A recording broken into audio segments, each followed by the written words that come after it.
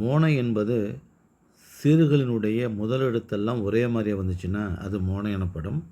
இல்லை அடிமோனை அப்படின்னு என்னென்னு கேட்டிங்கன்னா, 2 அடிகளிலும் முதல் எழுத்து ஒரே மாதிரியே வந்துச்சுன்னா அது அடிமோனைன்னு பேர். உதாரணமாக தன்னஞ்சறிவதுங்கிறது தன்னுன்னு வந்திருக்குது, அடுத்த அடியிலையும் தான்னு வந்திருக்குது, தாத்தா. இதுதான் அடிமோனைன்னு பேர். இணைமோனை அப்படின்னா 2 அடி சீர்களிலுமே முதல் 2 சீர்களிலுமே மோனை வருவது. இப்போ போ அப்படின்னு முதல் சீர் வருது, போ 2ஆவது சீர் வருது. அதேபோல் பொழிப்பு மோனை அப்படின்னா முதல் சீரும் 3ஆவது சீரும் மோனை வர்றது. இப்போ முதல் சீரில் பான்னு வந்திருக்குது, 2ஆவது சீரில் இல்லை, 3ஆவது சீர்லேயும் பான்னு வந்திருக்கு. அப்போ அதுதான் பொழிப்பு மோனைன்னு பேர். ஒருவு மோனை அப்படின்னா முதல் சீரும் 4ஆம் சீரும். இப்போ முதல் சீரில் கேன்னு வந்திருக்குது, 2ஆம் சீரு 3ஆம் சீரு 4ஆம் சீரில் கேன்னு வந்திருக்குது. இதுக்கு ஒருவு மோனை அப்படின்னு பேர். கூழை மோனைனா என்னென்னு கேட்டிங்கன்னா, முதல் 3 சீர்களிலும் மோனை வருவது.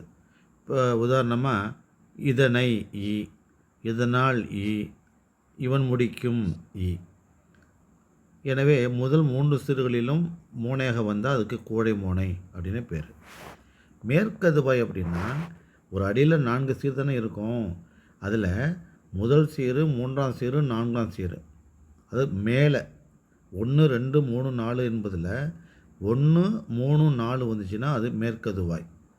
அப்போது என்ன உதாரணம் அப்படின்னா எல்லாமை ஏ வந்திருக்குது 1, 2ல் கிடையாது, 3ல் வந்து பாருங்க ஏ என்பார், 4ல் ஏன்னு வந்திருக்குது. அப்போது 1 3 4ல் மோனை வந்தால் மேற்கதுவாய். கீழ்கதுவாய்னா கீழே பார்த்துக்கணும் 1 2 4.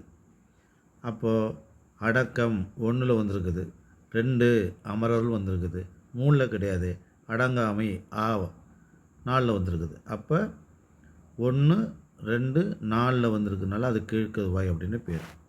அதாவது 1 3 4 வந்துச்சுன்னா மேற்கதுவாய், 1 2 4 வந்துச்சு அப்படின்னா கீழ்கதுவாய்னு வச்சுங்க. முற்று மோனை அப்படின்னாக்கா 1 2 3 4 அந்த அடியினுடைய 4 சீர்களுமே மோனை வந்துச்சு அப்படின்னா அதுக்கு தான் வந்து முற்று மோனைன்னு பேர். இப்போ துப்பாருக்கு தூ, துப்பாய தூ, துப்பாக்கி தூ, துப்பாருக்கு தூ. இப்படி முதல் 4 சீர்களையுமே மோனை வந்துச்சுன்னா அதுக்கு முற்று மோனைன்னு பேர்.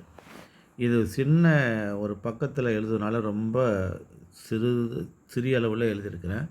அது மட்டும் இல்லாமல் 3 நிமிடத்துக்குள்ளேயே அது முடிச்சிடணும் அப்படிங்கிறதுனால மிக வேகமாக சொல்ல வேண்டியா போகுது. மேலும் வீடியோ நீங்கள் பார்க்குறதுக்கு சேனலை சப்ஸ்கிரைப் பண்ணி பாருங்கள். நன்றி, வணக்கம்.